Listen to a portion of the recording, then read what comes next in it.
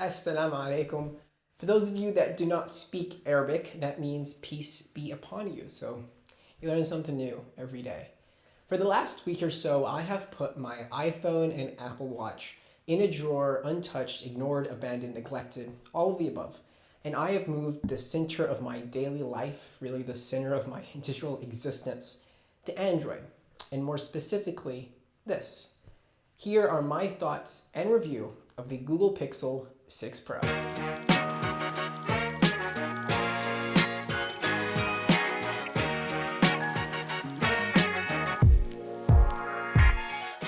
Design-wise, the Google Pixel 6 Pro pretty much looks like every other flagship Android smartphone there is.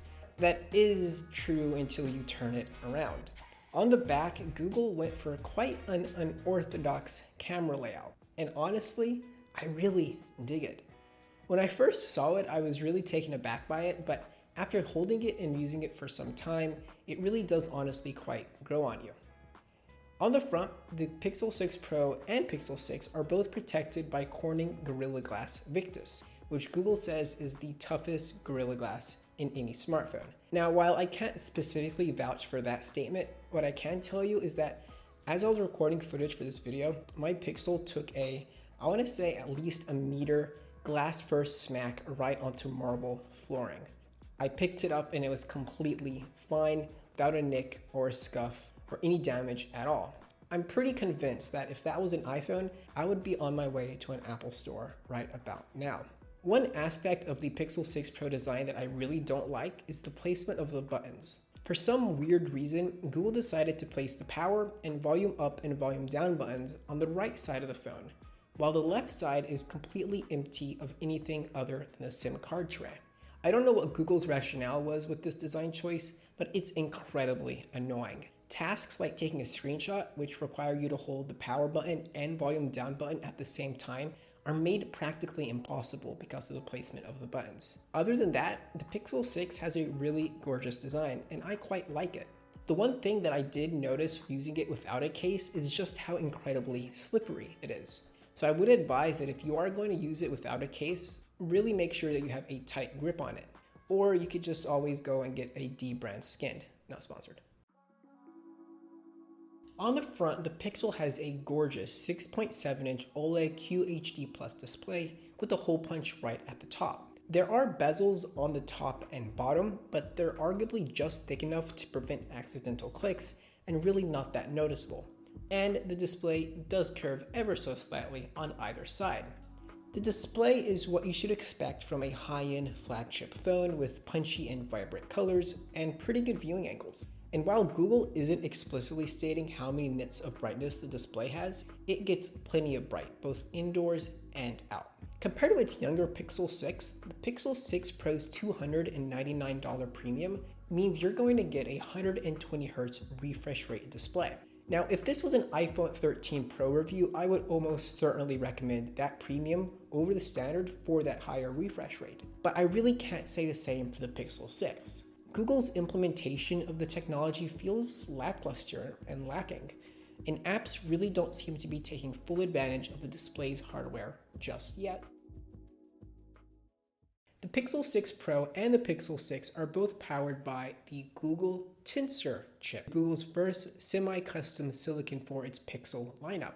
And it's a really good chip on paper. It has a custom machine learning model, a custom ISP, 12 gigs of RAM. It is really accumulation of Google's years of investment in machine learning, neural networking, photo recognition, and more, all jam-packed into a single 5nm process. In real-world performance, it stacks up to the competition.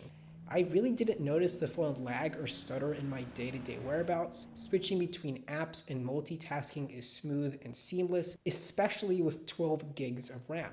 Where Google Tensor really shines though is in machine learning computation. A big part of the Pixel 6 and the Pixel 6 Pro selling point is how they are Google phones. And nothing says Google more than machine learning. So features like translation, transcription, photo recognition, and more really shine through on Google Tensor. One of my favorite features is something Google calls live caption. Live caption lets you transcribe a video in real time But on top of that, you can actually translate a transcription as it's transcribing the video. So if you're playing a video in French, it'll transcribe the video in French, then take that transcription and translate it to English, Italian, German, Japanese, or the other languages that it currently supports. It's really, really cool. It wouldn't be a review if we didn't talk about battery life. The Pixel 6 Pro has a 5000 milliamp battery, and even though it's a really large battery, that doesn't always tell you the full story. What it does is software integration and how efficient the chip that the phone runs on actually is. In my experience with my Pixel 6 Pro, I was finishing my day with around 40 to 45% of battery left, which is quite good. One reason for that is a feature that Google calls adaptive battery, and it's actually not a new feature. It pretty much lets the phone learn how you use your phone and adapt background app usage depending on your usage. It does take a while for the system to adapt, but once it does, you will definitely notice. Another thing to note with my experience is that while the Pixel 6 and Pixel 6 Pro both support 5G, my carrier doesn't. So I was testing my Pixel 6 Pro on LTE, 4G, and Wi-Fi. Overall, battery life is pretty good. On the back, the Pixel 6 Pro has a 15 megapixel wide camera lens with an f1.85 aperture and an 82-degree field of view, but you really don't care about the numbers, you care about the photos it takes. And what I can tell you is that it takes really, really good photos. Now, I did compare it to my iPhone, but before I show you pictures, I do want to say that searching for differences in them is like looking for a needle in a haystack. It's going to be hard to directly find one unless you're actively looking for differences.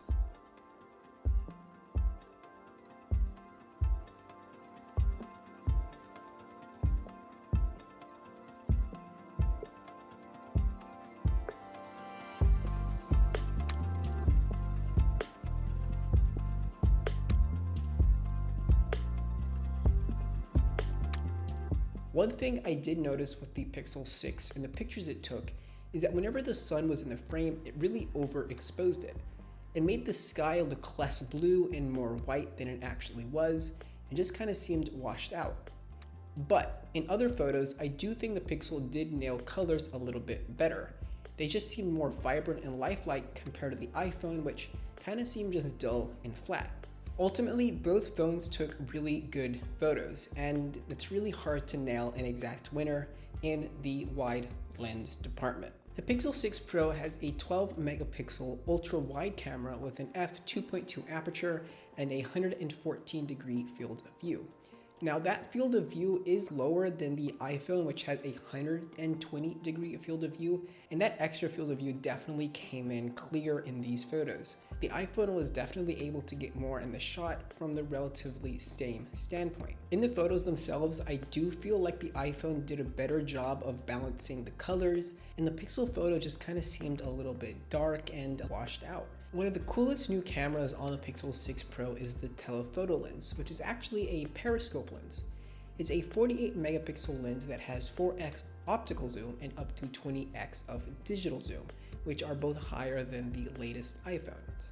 But as always, the numbers don't always tell the full story, and you guessed it, both phones take really good close-up zoomed in photos.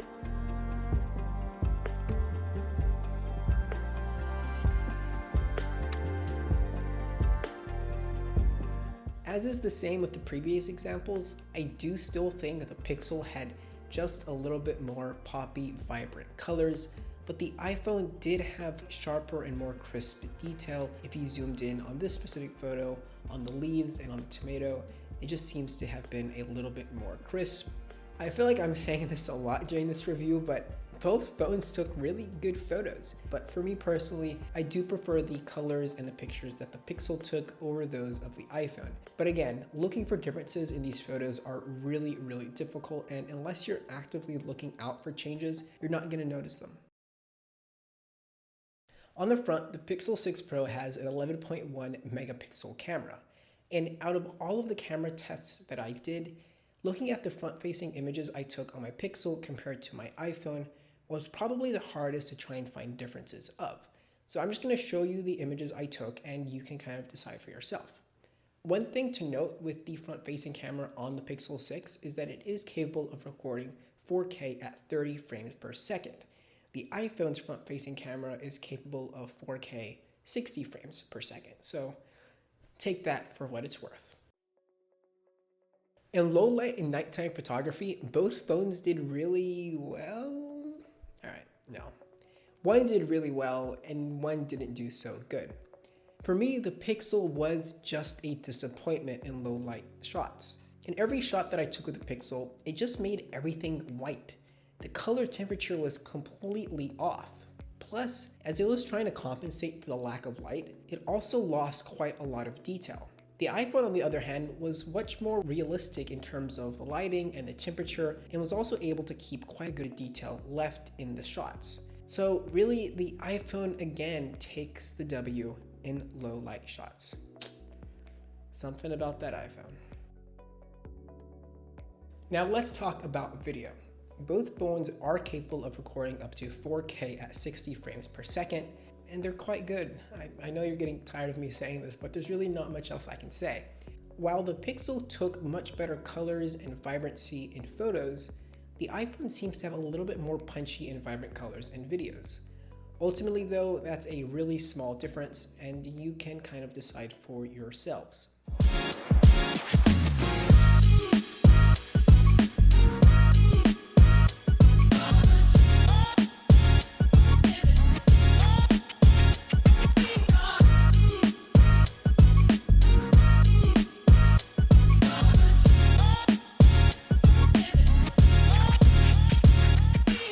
The Pixel 6 Pro has 4 different modes of video stabilization. A standard mode, which is what I think a lot of people are just going to keep it on, cinematic, locked, and active. I think they're each pretty self-explanatory, but honestly, in my testing, they all performed really well.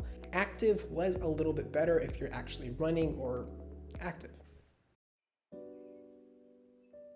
The last Android I used was the Samsung Galaxy S6 Edge in 2016. To say that Android has changed a lot since then would be an understatement. So I was initially really excited to try out Android 12 and Material U, which is Google's new design language. Now it sounds great on paper and it looks really good in marketing pictures, but in real-world practice, it's quite a disappointment. All it really means is that if you change the wallpaper, the system is going to detect prominent colors in that wallpaper and change the system menus, buttons, and controls to match those colors. It's cool, but quite honestly, it feels like a gimmick. I changed my wallpaper a few times and yes, it does change the look and feel of your phone, but it's really not that big of a deal. There are also new Android 12 widgets which do adopt to those colors, but no third-party app I found at least supported those new widgets, only Google's own custom stock apps. Now while Material U is, in my opinion, a disappointment, it's still in its early stages, and I want to give Google benefit of the doubt that it is going to get better. In so many ways, the current Android experience on Pixel reminds me of a more premium version of iOS. Now don't get me wrong, the Android experience on Pixel is far more customizable than iOS has ever been. You can change the grid size on your home screen, place icons and widgets anywhere, but simple things like being able to easily reorder or rearrange your home screen pages is not something you can do. Take this for example. The Google Pixel has a feature called At a Glance, which is kind of Google's take on Siri suggestions. Its goal is to show users relevant information throughout the day. So if you're about to board a flight, it might show you your boarding pass. Or if you're heading to a meeting, it might show you your travel time to work, the weather, and so forth. It resides on the lock screen and your home screen on the top row. But the most annoying thing is that you can't get rid of it. Even if you turn off At a Glance, that row on your home screen stays. And it's utterly annoying. It's an entirely wasted row that 99% of the time is going to remain empty. One aspect of the Pixel experience that I would really like Apple to adopt is how it handles notifications and how you can actually manage them. On iOS, if you want to fine-tune a specific app's notifications, you actually have to go into that app, go through its settings, find the notifications page, and go from there. On Pixel, on some apps, you can actually just do it straight from the system. So you can turn off notifications for messages, and you can even go as far as customize the notifications you get for specific people. All right, Sammy, cut to the chase. Is the Pixel 6 Pro worth it? Yes, yes it is. If, there's always an if or a but. In this case, it is an if you are deeply invested into the Google ecosystem and the Google experience. If you're a heavy user of Google Assistant, Google Photos, Google Drive, and all the other Google services, then you are not going to get a better experience than with the Pixel 6 and the Pixel 6 Pro. But if you're someone who just wants the best of the best hardware, then the Pixel 6 Pro really isn't for you. In that case, I'd recommend the Galaxy S22 Ultra or some other high-end Android flagship out there. What you are getting with the Pixel 6 Pro is a very smart, intelligent experience. So to put it simply, with the Pixel 6 Pro, you are definitely in very smart hands. Till next time, take care and ma salama. For those of you that don't speak Arabic, that means goodbye.